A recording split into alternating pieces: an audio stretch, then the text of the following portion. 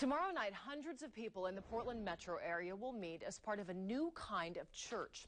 The church is without a God. It's called Sunday Assembly. KPTV's Marilyn Deutsch reports, according to a recent Gallup poll, fewer than 1 in 3 people in our metro area consider themselves religious. They are people like massage therapist Eliza Crockett, raised a Lutheran. She long ago left the church. Ultimately, came to understand that God is a human construct. So I went here first grade through third grade.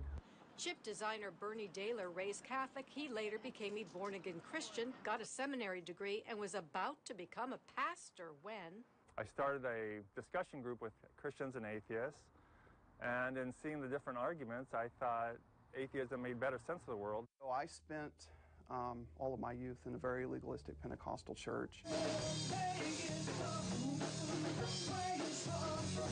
5 years ago, Richard Shank left his church. To me, it's fascinating, it's beautiful, but I don't believe in God.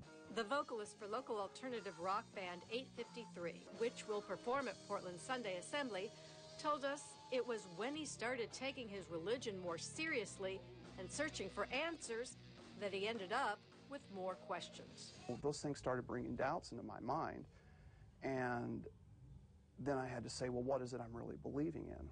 For Bernie Dehler, it was painful to realize he no longer believed. Yeah, and, you know, and giving up this idea of eternal life, too. I mean, that's actually a big traumatic thing to work through. I think I'm like a lot of people who don't believe in God, but believe in good. Having left their churches, these 3 Oregonians found there was a lot about church they missed. At a Sunday assembly, there is some traditional church structure. For example, song and inspiration. There's also a lot of laughter. Sunday assembly was started by British comedian Sanderson Jones, who, with his long locks, ironically resembles one popular idea of Jesus Christ. But Sunday assembly is not a joke and not a cult. Sunday assembly bills itself as a celebration of life, in, as it says, all of its godless wonders. Some call Sunday assembly the atheist church. Sunday assembly says it is not anti-God. From my perspective, I mean, God's irrelevant. Sunday assembly is a church without God. My first response was, what's the point? I mean, it seems to have no higher authority, no controlling moral authority, no greater being. Pastor Ray Noah is with the Portland Christian Center. I would say they're probably deceiving themselves if they say there is no God that we're worshiping. They are worshiping something. And they would agree. They are worshiping humanity and the natural world.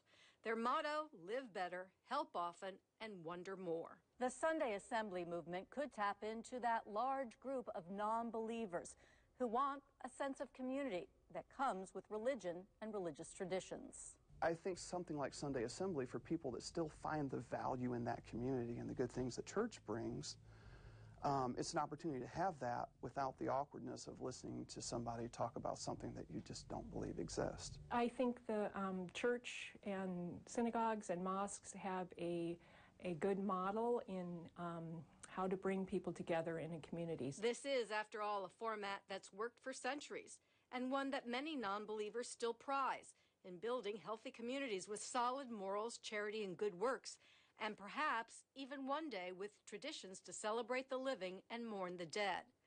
Sunday assembly may be just a passing secular fad, or it could eventually prove to be something else, a community for millions who no longer find glory in God. Marilyn Deutsch, the 10 o'clock news.